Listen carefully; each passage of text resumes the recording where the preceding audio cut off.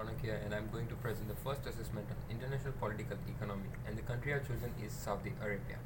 The cultural setting of Saudi Arabia is greatly influenced by the Arab and Islamic culture. The society is in general deeply religious, conservative, traditional, and family oriented. Many attitudes and traditions are centuries old, derived from the Arab civilization and Islamic heritage. However, its culture has also been affected by a rapid change as the country was transformed from an impoverished nomadic society into a rich commodity producer in the early 1970s. This change has also been affected by a number of factors, including the communications revolution and external scholarships. The most recent ruler of Saudi is King Salman of Saudi Arabia. Following the principle of enjoying good and forbidding wrong, there are many limitations and prohibitions on behavior and dress which are strictly enforced both legally and socially, often more so than in other Muslim countries. However, many of the traditional restrictions have been lifted recently by the government, including allowing women to drive and many other female related issues. On the other hand, the things prohibited in Islam are banned in the country. For example, alcoholic beverages are strictly prohibited. Daily life is dominated by Islamic observance. 5 times each day, Muslims are called to a prayer from the minarets of mosques scattered throughout the country. Because Friday is the holiest day of Muslims, the weekend is Friday, Saturday. Saudi Arabia is prepared to make frequent visits as business is based on personal relationships in Arabic culture and face to face meetings are preferred. Friendship and business are interlinked and relationships are based on mutual benefit and reciprocity of favors. Appointments should be made in advance with scheduled time regarded as approximate rather than fixed.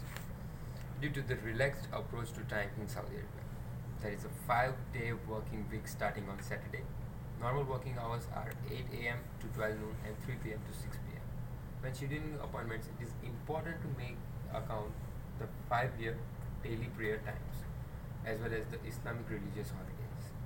Both men and women should dress very modestly for meetings, ensuring that the most of the body is covered.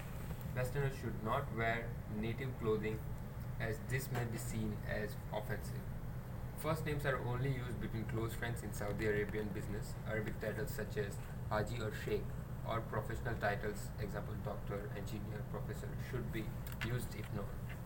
Saudi Arabia is a global important country from a number of perspectives. As one of the world's largest producers of oil, it has the strategic impact on the world's economy, and only a handful of countries can say that. In addition, as the de facto leader of the Sunni branch of Islam, Saudi has a crucial influence on the rest of the Gulf and beyond into wider Muslim world.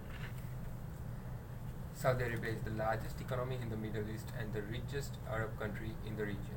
The policy of large-scale public works undertaken by the authorities, as well as foreign direct investment and the soundness of banking and financial system have enabled the country to become the number one regional economy and one of the largest in the world. However, the economy of Saudi Arabia is almost entirely based on oil. GDP growth has been gradually declining since 2015 to a point where the economy moved into a historic recession in 2017, minus 0.7%. Growth was expected to have hit 1.9% with non-oil economic growing faster at 2.3%. The IMF lowered growth forecast for Saudi Arabia in 2019 from 2.4% to 1.9%.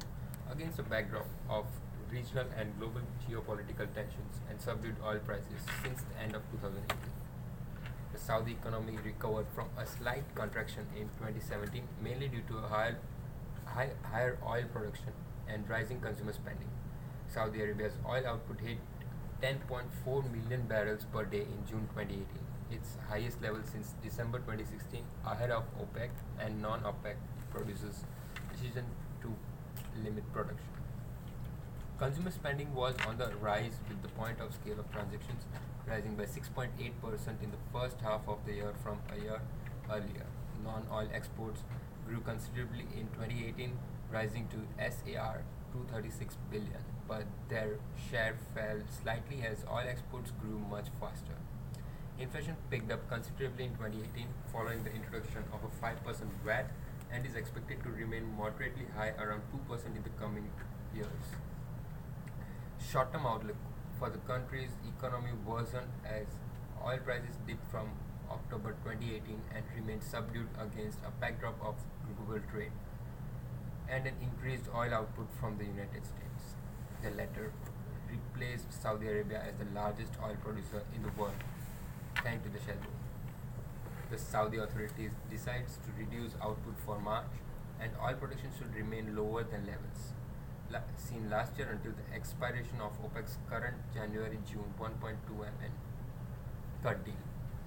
State debt remained around 19.4% in 2018 and expected to rise slightly to 20.4% in 2019.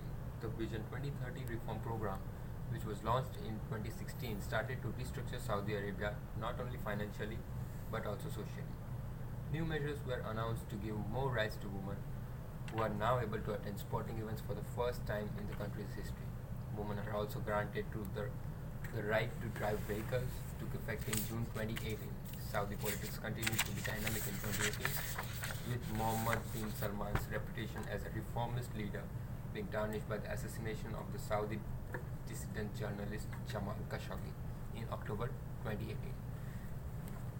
While the Saudi authorities denied all accusations of direct implication, video footage from the consulate provided evidence for the dismemberment of the body at the consulate. While US President Donald Trump refused to take direct action against Saudi Arabia, the United States Senate unanimously adopted a resolution that held Saudi Crown Prince Mohammed bin Salman personally responsible for the death of Khashoggi. The Senate also voted a resolution calling the US government to end its military aid to Saudi-led intervention in Yemen. The standard of living is one of the highest in the Middle East, with a GDP per capita over USD 20,000. The country is still marked by an unemployment rate of about 12%, especially among young people, and with a degree of social inequality. Now let's discuss about the main sectors of industry. Agriculture accounts for 2.5% of the GDP and employs 6.35% of the active population. Agricultural productivity remains limited compared with the public investment that funds the sector. Because of geographic and climatic constraints, Saudi Arabia imports most of its agricultural and food product requirements. Water scarcity is a serious regional problem that the country is likely to face in the coming years, as growing cultivation of wheat presents the threat of water depletion. The industrial sector represents 45.5% of the GDP and employs 22.6% of the workforce. It is dominated by non-manufacturing activities, oil drilling.